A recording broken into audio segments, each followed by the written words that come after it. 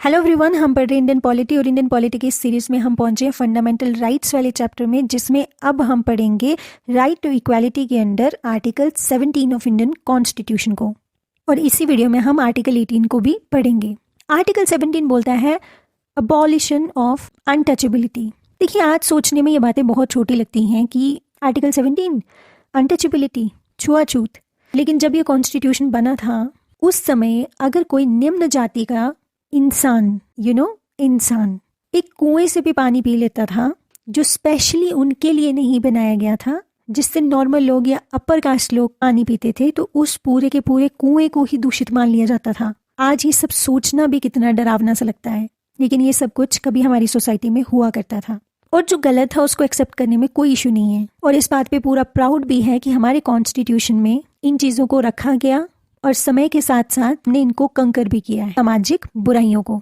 तो वैसे ही छुआछूत एक सामाजिक बुराई थी जिसको अबॉलिश करने की बात करता है आर्टिकल 17 ऑफ इंडियन कॉन्स्टिट्यूशन। और सिर्फ अनटचेबिलिटी को ही नहीं, इसके अलावा अनटचेबिलिटी से रिलेटेड जो भी डिसेबिलिटी है उसको भी खत्म करने की बात करता है। और अगर कोई अनटचेबिलिटी प्रैक्टिस कर रहा है तो ये एक ऑफेंस है, punishable offence under untouchability offence act 1955, जो 1976 में अमेंड किया गया था और उसका नाम protection of civil rights act 1955 रख दिया गया था। हालांकि आर्टिकल 17 अनटचेबिलिटी की बात करता है, लेकिन हमारे पूरे कॉन्स्टिट्यूशन में अनटचेबिलिटी को कहीं भी एक्सप्लेन नहीं किया गया है। कॉन्स्टिट्यूशन इसको डिफाइन नहीं करता है, इट इज़ वेरी इंपॉर्टेंट।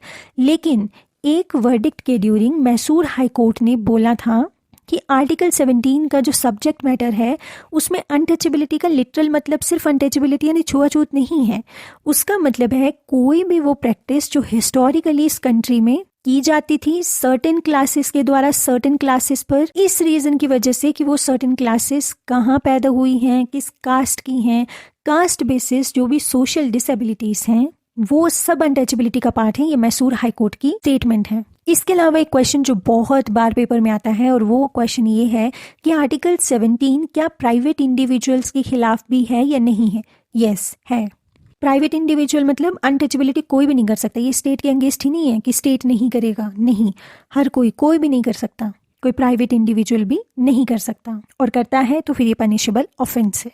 इसके बाद आता है आर्टिकल 18 ऑफ इंडियन कॉन्स्टिट्यूशन, जो टाइटल्स को अबॉलिश करता है। मतलब अब जब से कॉन्स्टिट्यूशन लागू हुआ है तब से इस देश में डेमोक्रेसी है, रिपब्लिक है, तो यहाँ कोई महाराजा नहीं है, कोई सेठ नहीं है, कोई साहिब नहीं है, कोई दीवान नहीं है, कोई राजा जी नहीं है, कोई महारानी नहीं है, कोई राजकुमारी नहीं है, कोई राजकुमार नहीं है। आर्टिकल 18 इन सब कॉलोनियल स्टेट्स के द्वारा या उनके टाइम से पहले से जो भी ऐसे हेरिडिटरी टाइटल्स थे उनको अबॉलिश करता है आर्टिकल 18 ऑफ इंडियन कॉन्स्टिट्यूशन।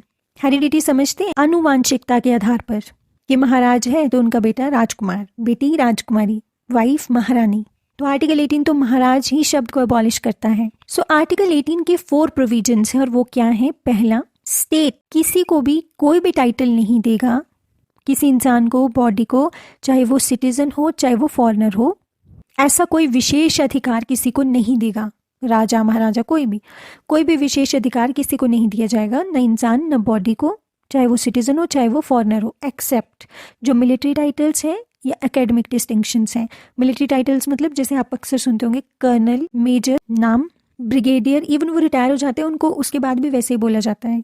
तो फिर जो अवार्ड्स दिए जाते हैं वो नाम के आगे नहीं लगाए जा सकते, जैसे पद्म भूषण, पद्म विभूषण और भारत रत्न भी, क्योंकि देश का कॉन्स्टिट्यूशन आर्टिकल 18 के थ्रू आनुवांशिकता के आधार पर डिस्क्रिमिनेशन को खत्म करके इक्वालिटी लेके आना चाहता था, ना कि किसी को मेहनत करने से रोकना चाहता था। जो किसी ने मेहनत से अपनी मेरिट के आधार पर टाइटल्स जीते हैं वो उनका इस्तेमाल कर सकते हैं। दूसरा प्रोविजन आर्टिकल 18 का बोलता है कोई भी इंडियन सिटीजन फॉरेन स्टेट से कोई भी टाइटल एक्सेप्ट नहीं कर सकता। तीसरा प्रोविजन है कि अगर हमारे देश में कोई भी फॉरेनर ऐसा है जो स्टेट के ट्रस्ट पे हो, मतलब किसी अच्छी पोजीशन पे हो, ऑफिस ऑफ प्रॉफिट में हो, ऑफिस ऑफ प्रॉफिट मतलब एक बहुत अच्छी पोजीशन पे हो अंडर गवर्नमेंट ऑफ इंडिया और स्टेट गवर्नमेंट्स, वो भी किसी फॉरेन स्टेट से कोई भी टाइटल एक्सेप्ट नहीं कर सकता without the permission of the president of India. राष्ट्रपति की परमिशन के बिना एक्सेप्ट नहीं कर सकता। फोर्थ प्रोविजन इज कोई भी इंडियन सिटीजन या फॉरेनर जो किसी भी ऑफिस ऑफ प्रॉफिट और ट्रस्ट के अंडर हो स्टेट में,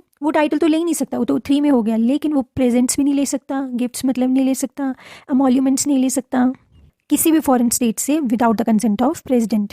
तो ये था आर्टिकल 17 और आर्टिकल 18 जो राइट टू इक्वालिटी के अंदर आते हैं, और इक्वालिटी से आपको समझना ही पड़ेगा। और सीधे सीधे समझ में आता है कि अगर पूरे देश में छुआछूत की बीमारी को ख़त्म करने की बात हो रही है तो वो इक्वालिटी लेके आने की बात हो रही है। अगर वो राजा महाराजा वाले टाइटल्स अबॉलिश हो रहे हैं तो वो इक्वालिटी लेके आने वाली बात हो रही है। इसमें कोई एक्सेप्शंस थी या जो प्रोविजंस थे वो भी हमने देख लिए। आर्टिकल 18 का तो एक ही एक्सेप्शन है और वो है कि टाइटल्स को अबॉलिश किया जाएगा जो हेरिडिटी यानी आनुवांशिकता के आधार पर है। एक्चुअली में किसी के मेरिट या किसी की मेहनत के जो टाइटल्स हैं उनको नहीं अबॉलिश किया जाएगा। For example military titles, academic distinctions etcetera, जैसे पद्म विभूषण, भारत रत्न, पद्म भूषण, पद्मश्री एटसेट्रा, क्योंकि ये कॉन्स्टिट्यूशनल वैलिडिटी के अंदर है। ये 1996 में सुप्रीम कोर्ट ने भी बोला था। हमारे देश में जो नेशनल अवार्ड्स हैं वो 1954 से दिए जा रहे हैं।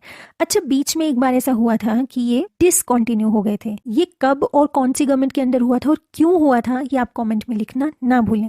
नेक्स्ट में शुरू करेंगे हम राइट टू फ्रीडम, और उसमें पहला राइट प्रोटेक्शन ऑफ 6 राइट्स। सो मिलते हैं किसी नेक्स्ट वीडियो में। Thank you.